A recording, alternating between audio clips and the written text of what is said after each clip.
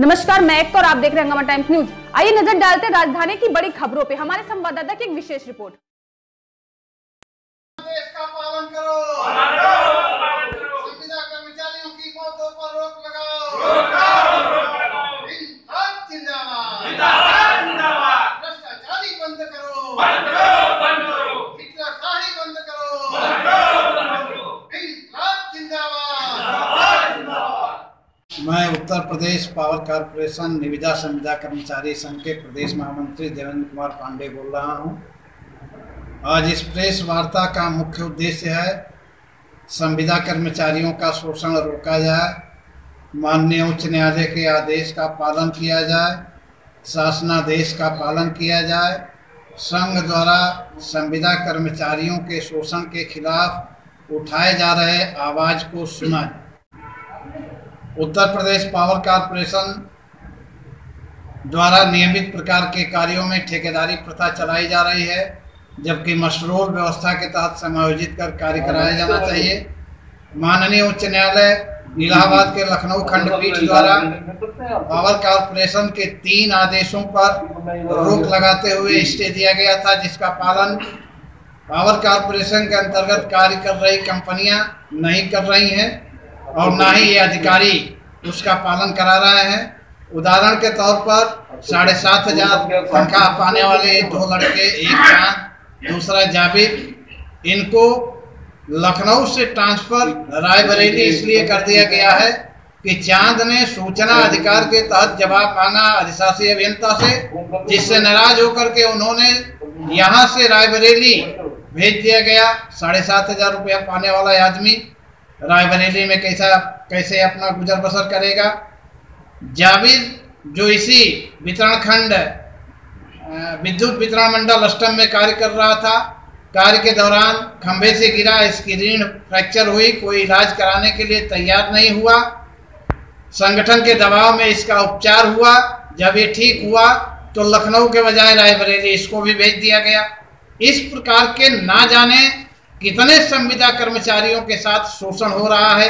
आज हमारे पास एक ऐसी लिस्ट है जिसमें 150 से अधिक संविदा कर्मचारियों को कार्य से हटा दिया गया है और पावर कारपोरेशन के अनेकों आदेशों तथा माननीय उच्च न्यायालय के आदेश के बावजूद भी इन कर्मचारियों को कोई नहीं रख रहा है। इसके लिए माननीय मुख्यमंत्री जी से लेकर के अध्यक्ष पावर कारपोरेशन तक को अवगत कराया गया, लेकिन कोई सुन नहीं रहा। इन सभी समस्याओं को ध्यान में रखते हुए संघ द्वारा 5 दिसंबर 2020 को मथुरा के रामलीला मैदान में एक रैली कर पैदल मार्ग से माननीय ऊर्जा मंत्री जी के आवास तक जाने का निर्णय लिया गया था, जिसको जिला प्रशासन मथुरा द्वारा धारा 144 लगाकर रोक दिया गया। इस प्रकार संविदा कर्मचारियों की आवाज को दबाया जा रहा है। इनको यदि न्याय नहीं मिलता है तो ये संविदा कर्मचारी रोड पर उतरेंगे। माननीय मुख्यमंत्री उत्तर प्रदेश शासन से मैं ये कहना चाहता हूँ, जिस तरह से ये अधिकारी गण अपना एक अलग रवैया अख्तियार कर रखा है, अपने कलम के माध्यम से हम लोगों का शोषण कर रहे हैं। हम लोगों की समस्याओं को संज्ञान में लेते हुए हमारी परेशानियों को, हम सभी संविदा कर्मियों की जो हमारे लिए उचित हो, आप हमारे लिए वो व्यवस्था कराइए। जैसा कि पूर्व में हमारे द्वारा एक और अभियंता रोशन लाल पटेल को टैप कराया गया था, जो कि मुझसे रिश्वत मांगते थे, मेरे वेतन में से 2,000 प्रति माह के हिसाब से लेते थे।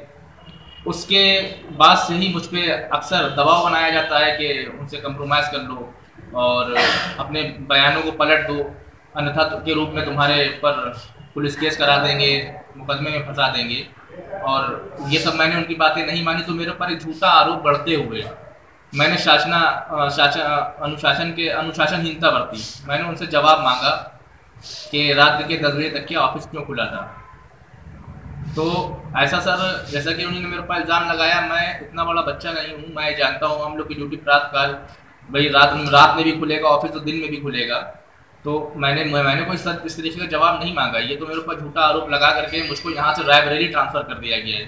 रायबरेली ट्रांसफ़र, अगर मुझको 7,500 रुपये में सर्वाइव कर सकता हूँ तो मुझको बताएं कि रायबरेली में रह करके मैं अपने परिवार का कैसे पालन पोषण करूँगा। 7,500 रुपये में आने जाने का किराया होगा, वहाँ पे मैं रूम लूँगा, उसमें अपना सर्वाइव करना बहुत मुश्किल हो जाएगा।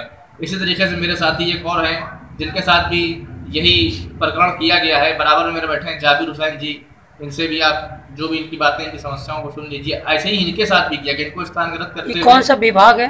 ये विद्युत विभाग है, विद्युत विभाग डिवीजन ठाकुरगंज के अंतर्गत हम वहाँ पर कार्यरत थे। जब हमको 26/11 हमने अधीक्षण अभियंता जी से भी अपनी गुहार लगाई, अधिशासी अभियंता जी से भी लगाई, उपखंड अधिकारी ठाकुरगंज से भी, लेकिन उन्हीं ने मेरी बात को बिल्कुल नहीं सुना। मेरे ऊपर से काम करते टाइम गिर गया तो मेरी रीढ़ में फ्रैक्चर हो गया था। तो मैंने जब मेरा इलाज संगठन द्वारा जो है दवा डाला गया तो मेरा इलाज हुआ। फिर इलाज के बाद जब मैं थोड़ा फिटनेस ठीक हुआ हूँ तब उसके बाद मुझे जो है मैं सारे अपने अधिकारियों से मिला, लेकिन मुझे सबने जेई से मिला। जेई का नाम था मेरे जो है वो मनीराम। मैं एस डी ओ से मिला VN चौहान साहब से। मैं अपने एक्शन साहब से मिला ज्ञान प्रकाश जी से।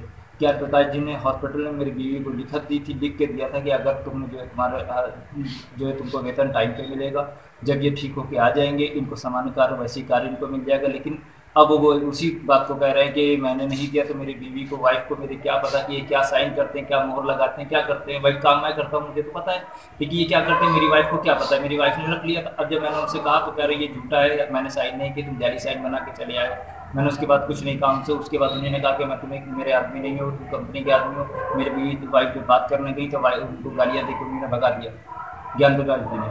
उसके बाद फिर जो है मैं 6 महीने तक मुझे कोई सैलरी कहीं से कुछ नहीं मिला। अब मुझे कंपनी ने फिर दोबारा जो है जब मैंने कंपनी में दबाव डाला तो कंपनी यूनियन ने दबाव डाला तो कंपनी ने मुझे जो है रायबरेली ट्रांसफ़र कर दिया। रायबरेली में मुझे 1.5 महीने मैंने अभी जो है 1.5 महीने मैंने जो है वहाँ काम किया। उसके बाद मुझे जो है कुशल श्रमिक की तनख्वाह दी गई मुझे, और जो है 7,600 कुशल की जो है मुझे तनख्वाह दी गई। 6,141 रुपये का पेमेंट किया गया। अभी मैंने वहाँ जो है बात की तो वो कह रहे हैं कि तुमको यही रखा जाएगा। अब इतने पैसे मैं वहाँ कैसे पूरा करूँगा? अमली परिधि, लेकिन मेरे अधिकारियों ने मेरे साथ गलत किया है। जब मैं वहाँ काम करते में गिर गया था तो मुझे हटाया कैसे? मुझे 6 महीने सैलरी अधिकारियों की वजह से नहीं मिली, मुझे कुछ नहीं, मुझे कोई पैसा नहीं मिला। सिर्फ खाली अगर मेरा यूनियन मुझे ना दौड़ती तो मुझे जो है मेरा इलाज भी ना होता।